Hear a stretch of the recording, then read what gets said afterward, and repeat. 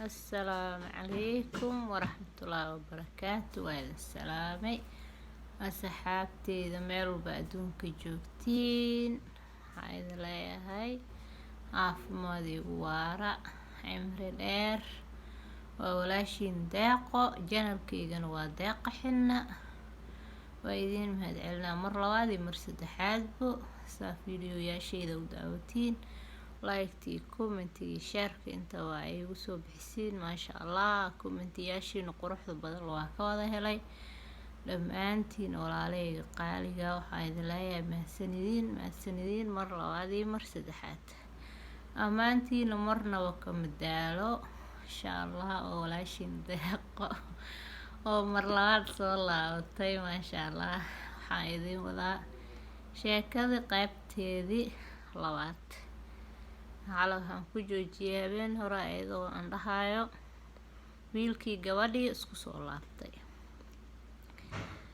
ay ku joogsaneed sheekada markii xigtay wiilkii gabadhii ma sha Allah wiilku wuxuu bixiyay raali gelin aad u wanaagsan oo lagu wada farxo oo ma sha Allah ayuu bixiyay gabadhiisii uu maslaxday in baxaaskiisii saa u taqaanidba uu maslaxay marka sheeko kadib ma sha Allah reerka waxay noqdeen reer faraxsan oo ma sha Allah ilaahay waxaan ku dhahay uwad ehelba dhexdooda ka abuuray oo farxad iyo wanaag iyo reen iyo jacayl iyo waxaan ku dhahay tixgelin dulqaad samir intaba isku jirto yaa ilaahay ku manaastay marka hore waxaa horumar lagu gaaraa dabeecadda wanaagsan sidoo kale dhiirigelinta farxadda ma sha Allah intaba intaas saddexda shay la'aantood ma dhibsmo reer horumarna ma gaaro haddaa aragtay dad horumar gaaray dad farxay dad waxaan ku dhahay meel soo istaago gacmaha is haysto isku faraxsan waxaan ku dhahay ma sha Allah waxaa waaye waxay ku gaareen dulqaad iyo samir ayay ku gaareen ma sha Allah haddaad tahay qof dulqaad badan samir badan ma sha Allah waxaan ku dhahay ilaahay intaba isugu daray dabeecad wanaagsan haddaad tahay waxaad noqonaysaa horumarka guriga sideeda banaan horumarka guriga wuxuu ka bilowdaa lamaanaha hadduu qof xumaado waa inuu qof ku dhisnaadaa ma sha Allah abaayadaas hadda reerkeeda ayadoo ku dhisnaada madaxeeda haddii ayada ay meesheeda kasii burburi laheeday reerkeeda siduu ku burburi lahaa meel khasaara ayay soo istaagi lahayd marka samarku waa aad wax u fiican waxaa la yiri sabra sadkiisa ayuu helaa mar haddaa noloshaada u sabarto macaan iyo qaraar wixii ku soo maro farxad murugo wixii ku soo maro haddaa ku samarto ma sha Allah adigina horumarka ayaad gaaraysaa iyo hadafka nolosha ka lahayd laakiin haddaa niyad jabtid oo istiraada maanta hore uma socon kartid oo markaad wax yarba aad soo xasuusato aad dib u fariisato horumar ma gaaraysid noloshaada mar waliba waxay ku tilmaamaysaa inaad hore socod samaysid hore inaad u socoto oodna weligaaba dib soo fiirinin saa hadafkaagii aad nolosha ka lahayd aad u gaartid because nolosha waxyaabo badan ayay leedahay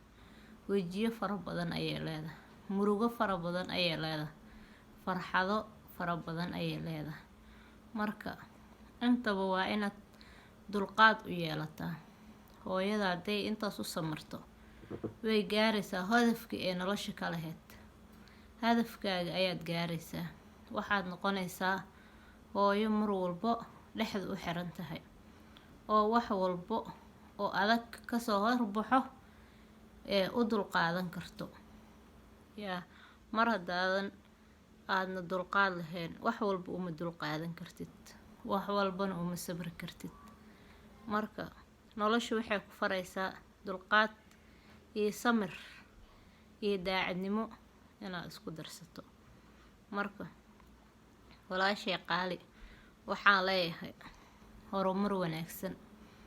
noloshaadii oo kuu soo laabatay, farxadaadii, gurigaagii, maasha allah, wixii oo dhan ayay isku heshay. marka waxaasoo dhan samirkeedii dulqaadka ayay ku gaartay, maasha allah. qof waliba oo nolosha hadaf ka lahna waxaan rajeynayaa inuu noloshiisa horumar ka gaari doono.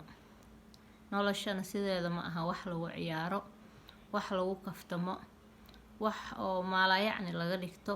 noloshu waa shayga ugu muhiimsan oo la tixgeliyo amba kor loo qaado. noloshaada maanta haddaa liidid isma dheheysi weligaa horumar ayaad gaaraysaa. haddaa niyadda iska jebisid waa sidoo kale ayadana horumar ma gaaraysid. mar walba hadafkaaga ha ahaado inaad hore u socoto oodna gadaal usoo laabanin. markaa istiraadi waa niyo jabtay, isjaf ee hore u soco. markaas hadafkaa nolosha ka lahayd waad gaaraysaa, because waxay kuu tilmaamaysaa farxadaha qaar. laakiin haddaa murugooto farxado ma helaysid. simbir farxadda raadi, murugada iska ilaali. murugada waa shayga qofka hoos u dhigo oo hore u gaari karin wuxuu hadafka u leeyahay.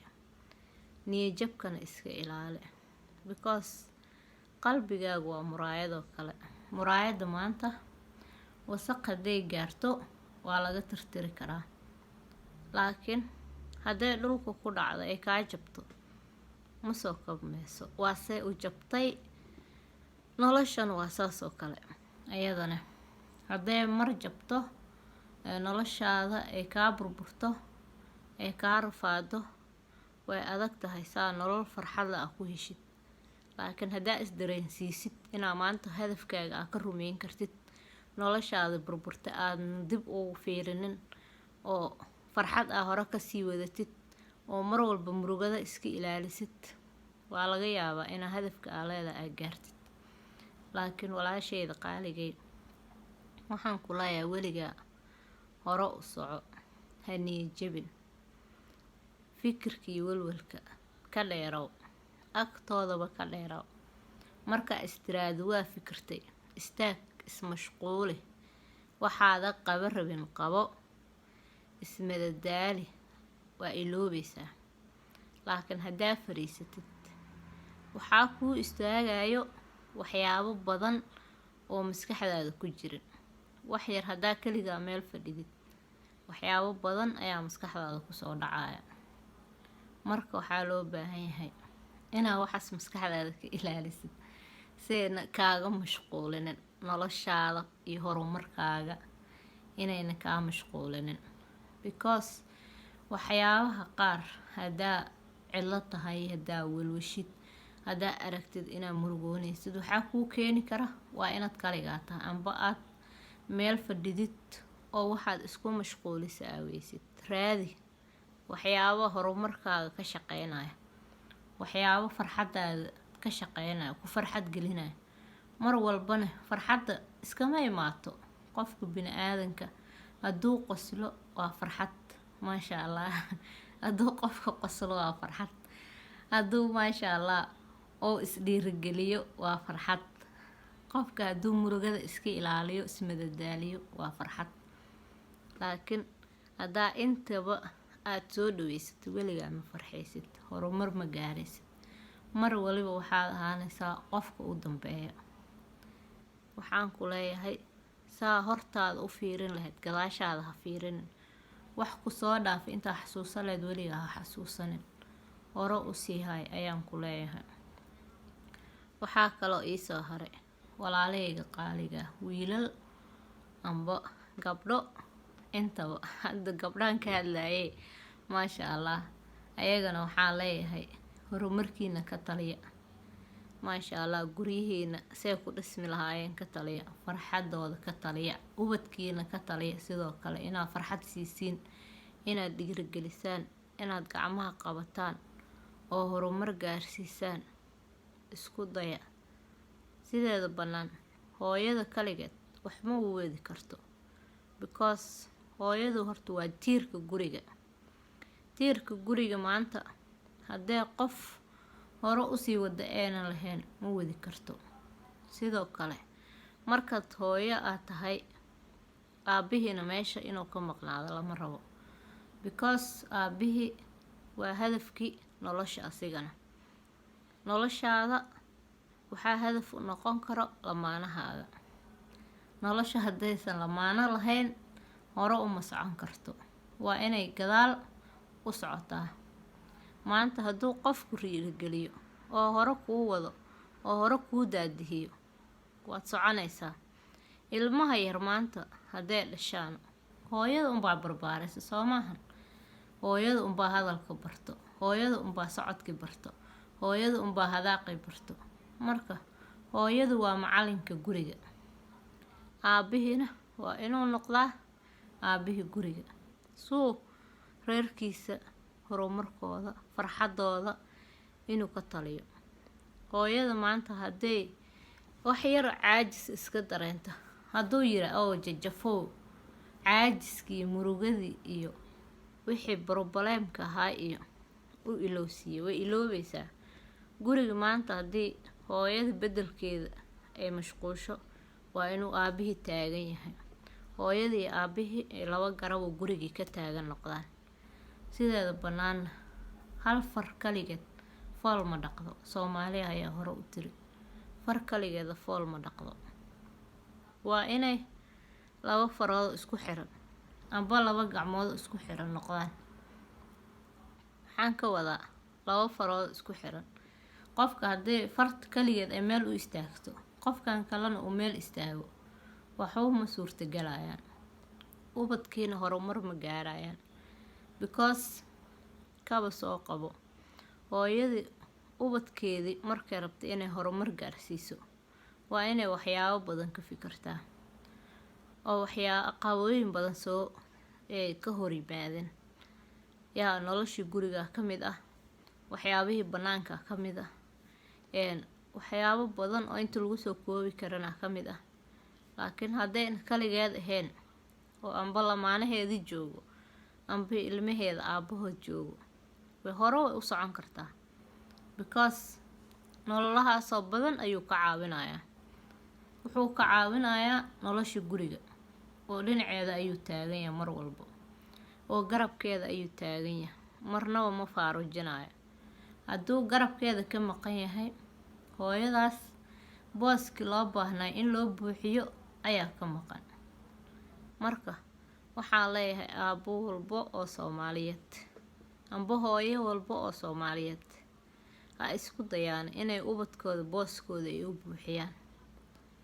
Soomaali waxay tiraahdaa yaa meel hal ka maqan tahay halka madow hal dhig jiray. marka waa saas oo kale. Marka waxaa la yiri meel hiil u baahan hadal ma daweeyo. Hooyo haddaad tahay inaa wax waliba aad dabooshid, cabasho walbo aad dabooshid, marka dacwadooyin badan aad dabooshid, horumarka aad ka talisid iyo horumarka gurigaaga, naftaada, ilmahaaga inaad ka talisid. Haddaad iska caajisto oo maanta waxba ma qaban kartid aad tiraaho, oo beri sidoo kale aad tiraa ma qaban kari, wax horumar ma gaaraysid. Laakiin haddaa hore u istaagtid mar walbaba aa hore u sii socotid, xilli walbaba aa sii dhaqaaqdid, waa laga yaabaa inaa horumar gaartid. Laakiin dib u dhac weligaaba ha sameynin. Dib u dhac waa noloshaada caqabada hortaagan. Weligaa ha dib u dhicin. Hooyo isku kalsoon noqo. Hooyo mar walba farxadeeda ka talisa noqo. Hooyo mar walba hore u socod jecel noqo. Inaad hore u socoto mar walba isdareensii. Hooyo mar waliba farxadda ilmaheeda iyo farxadda qoyskeedaba ka talisa noqo. Mar waliba haddaa isdareensiiso farxadaada iyo farxadda gurigaaga, waxaad noqonaysaa hooyada dunida ugu qaalisan ayaad noqonaysaa. Hooyo laguma naqdo afka oo kaliya. Hooyo inta shay oo ubadkeeda uga baahan yahay waa inay buuxin kartaa. aabahana waa la mid. waa inuu shay walbo oo ubadkiisa uga baahan yahay inuu buuxin karo. farxadda qoyska, ubadka farxadiisa waxaa ka mid ah maanta gurigaaga hadaa aad soo gashid ubadkaaga aa farxad dareensiisid, taasaaba adduunka inta taala uga muhiimsan. ubadkaaga inaa calooshooda buuxiso, farxadda ayaa uga muhiimsan. ilmaha maxay ku dhargaan? farxad ayay ku dhargaan. haddaa farxad siisid oo horumarkooda ka talisid oo dhiirigelisid ood waxaan ku dhahay booskii lagaaga baahnay aad soo buuxisid, farxad intaas ayaa kuu ah.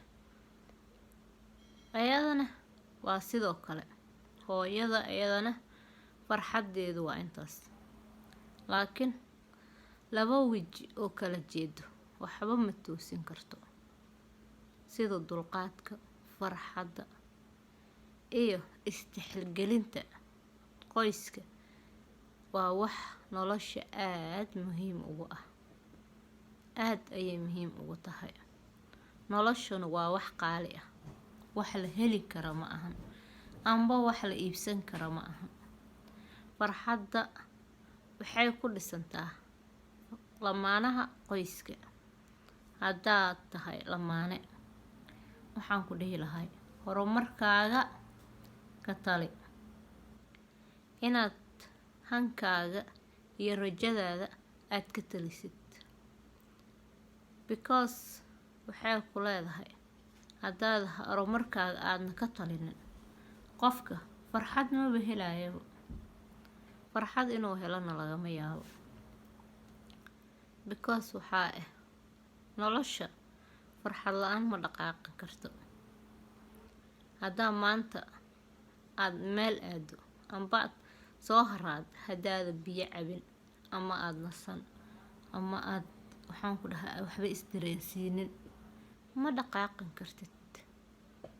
farxad hadday kaa maqantaana waa saas oo kale. qofka hadduu bilaa farxad yahay oo niyadda ka dilan yahay waxba ma qabsan karo. nolosha horumarkeeda waa farxadda, firfircoonida, kalsoonida. maasha allah, waa inta sheeyo horumarka lagu gaaro. haddaa aragta reer wanaagsan oo farxad iyo reen iyo horumar ku dhisan, haddaa aragtid maasha allah, ilaahay hadaysta ayaan dhihi lahaa. waa dad oo isku kalsoono, qalbigooda iyo farxadooda ay mid tahay, hamigoodana hal meel oo ka wada dhaqaaqo. labadaas waa laba qof oo hamigooda meel ka wada dhaqaaqo. hadduusan ahayn qof qoyskaas hore u socod ma lahan, dib u dhac mooyaa hore u socod ma lahan. marka inaad waxaan idinkula tali lahaa inaad horumarkiina mar waliba aad ka talisiin, hadafkiinana mid aad ka dhigtaan. yaa soomaali weyn waxaan leeyahay waa inaad hadafkiina mid ka dhigtaan. siiba hooyooyinka iyo aabayaasha waa inay hadafkooda mid ka dhigaan, because hadafkaaga hadduu mid yahay horumarka ugu fiican ayaad gaaraysaa. hadafkaaga hadduusan mid ahayn ma gaaraysid. heerka aad maanta u baahan tahay ma gaaraysid. heerka kale waxaa ku gaarsiin karto marwadaada guriga. waa hadday faraxsan tahay, ay dhoola cadeyn badan tahay, ay waxaan ku dhahay soo jiidasho badan tahay, maasha allah, horumar waadba gaartaba. horumarkii loo baahnay ayaa gaartay. laakiin adigana waxaan ku dhihi lahaa horumarka qayb ka qaado, yaysan ku dhaafin. inaad horumarka aada wax ka samaysay yaysan ku dhaafin. yaa ood markay qabataba aada geeskaaga ka qabato, markaad celisaba ay adna iyadana geeskeeda ka celiso. yaa wax doldoleel ah inayba idinka helin. doldoleel haddaad yeelato meel walba biyaha kaasoo butaacaya. haddaad daldaloolada iska oodana waxaad noqonaysaa qof hadaf leh ayaad noqonaysaa. laakiin haddaad dulduleelo badan tahay hadafkaaga maba helaysidba. horta marka kuugu horeyso waa inaad dulduleeladaada dhan aad soo dabooshaa, hadafkiina mid aad ka dhigtaan. horumarka markaas hortiina ayuuba yaalaaba, sidii loo baahnay ayay wax walibana u dhacayaan. laakiin mar hadduu dulduleel jiro, horumar lagama yaabo inaad heshid. sababtoo ah mar haddii aad hamigaagiba oo meel ka daleelo, faa-iido ma helaysi soo maha. laakiin haddii meel walbo lagaa soo geli lahaa aaba iska xirtid, intee lagaa soo galaa? meel lagaa galaba ma laha soo maha. meelihii oo bulaacadaha soo mari lahaayeenba waad iska xirtay. amba shaki ha noqoto, kalsooni darra ha noqoto, kala dheeraasho ha noqoto, welwel ha noqdo, kurba ha noqoto, isla hadal ha noqdo, everything, wax walbo haddaad dabayshid, dulduleel maba yeelanaysidba. wax walba way kaa xiran yihiin soo ma. horumarkana hortaada ayuu yaalaa markaas, oo horumarkaaga waad behelaysaaba haddaa wixii oo dhan aad soo qabatid, sharuudihii lagaaga baahnay aad buuxisid. laakiin haddoo sharuudahaagina aad buuxinin, aad leedahay maba gaarooy dantii aan lahay, war maxaa iga qaldan, war maxaa dhacay, maxaa hadaad tiraahdo waxba kuuma suurtagelayaan. laakiin haddaad fariisatid ood fikirtid ood isnadaamisid oo meeshii lagaaga baahnay aad soo istaagtid oo istira allalehe maanta meeshan haddaana wax ka qabanin waxba kama qabsamaayo aad tiraahid, haa nolosha meesha kaa daboolneed waaba arkaysaaba. dhibaatadii ku haysatay ayaaba kuu muuqanaysa, markaasna dhibaatada adaaba isaga sikanaysa. laakiin haddaaba intiba fikir u heynin, oodba wax walba daneeheynin, oo wax walba istuseynin, waxaad noqonaysaa qof bilaa caajis ah oo daryeel iyo fikir iyo hore ujeed iyo intaba uusan hamigiisa ahayn. laakiin haddaa wax walba dareetid, waxaan ku dhihi lahay farxadaada hore usii wado, waa kuu muhiim.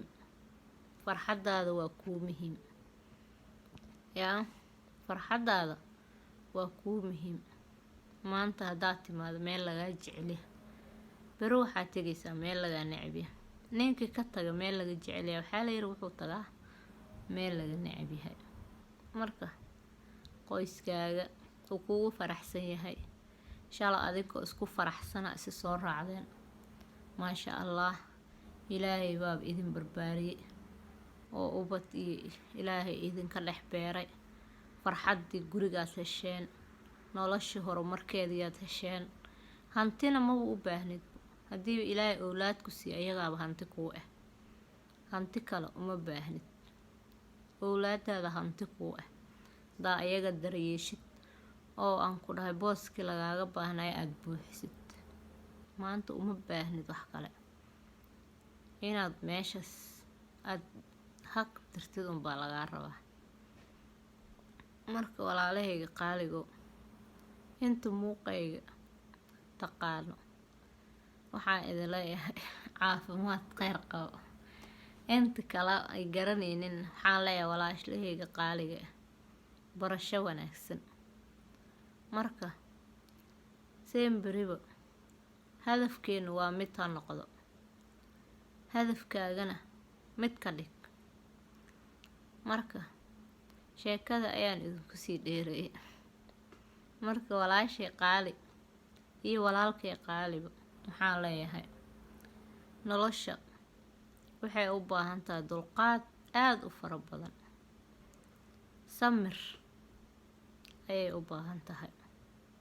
haddaadan samrin oodan dul qaadanin, hadafkaaga ma helaysid. isku day mar waliba inaad isdhiirigelisid ayaan ku leeyahay. mar walba inaad isdhiirigelisid, isku day. hankaaga waad gaaraysaa insha allah. hurdada ka kaca, isdhiirigeliya, gacmaha isqabsada, ubaxyana isu gura yaa lamaano walba waxaan leeyahay ubaxyada isu guraano waxaan leeyahay weligoodba hore socod ha rajeeyaano weligoodba iyo gadaal soo fiirin waxa ka dambeeya aysan fiirinin weligood hortooda ha ka fiiriyaan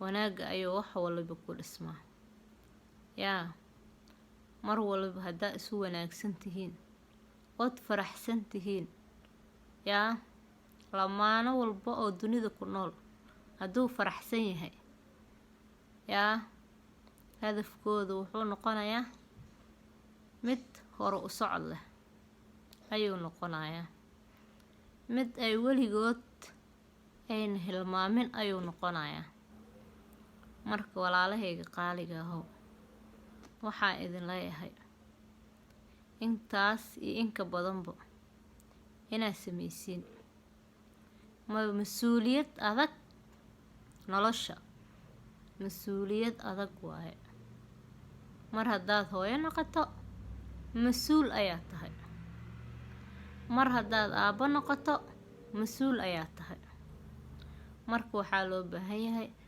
mas-uulnimadiinni inaad si wanaagsan u gudataan mas-uulka aad tahay waa inaad si wanaagsan aada u gudan kartid booskii lagaaga baahnaa inaad istaagto mas-uulnimada dheedheel ma ahan inaad ka guungaartid mas-uulka ku saaran saad u horumari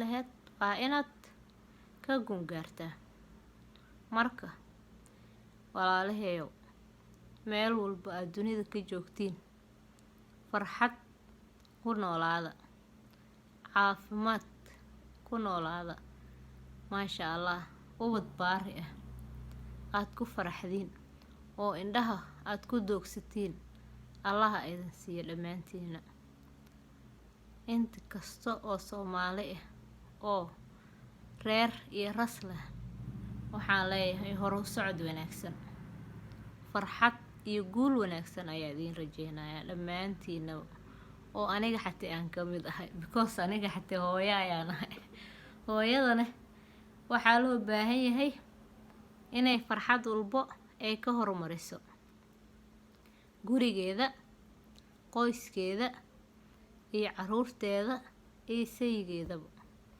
wax waliba waa inaad ka horumarisaa farxadda gurigaaga wax waliba waad kalsoonidaada inaad ka horumarisid marka dhiirigelin wanaagsan ayaa idin leeyahay dhammaantiin saas ayaa noo balan ah dhiirigelinta ayaa noo balan ah mar waliba waa inaan isdhiirigelinaa meel walbo aan caalamka uga noolnahay haddana waxaa idin leeyahay waa walaashiin qaali deeq qaxedna oo idinla hayso caafimaadka ha idin wacnaado dhammaantiina waxaa idin leeyahay nolol wanaagsan oo farxad iyo ku dheehan farxad iyo horumar ku dheehan insha allah hadafkiina hore u socod wanaagsan assalaamu calaykum waraxmatullaahi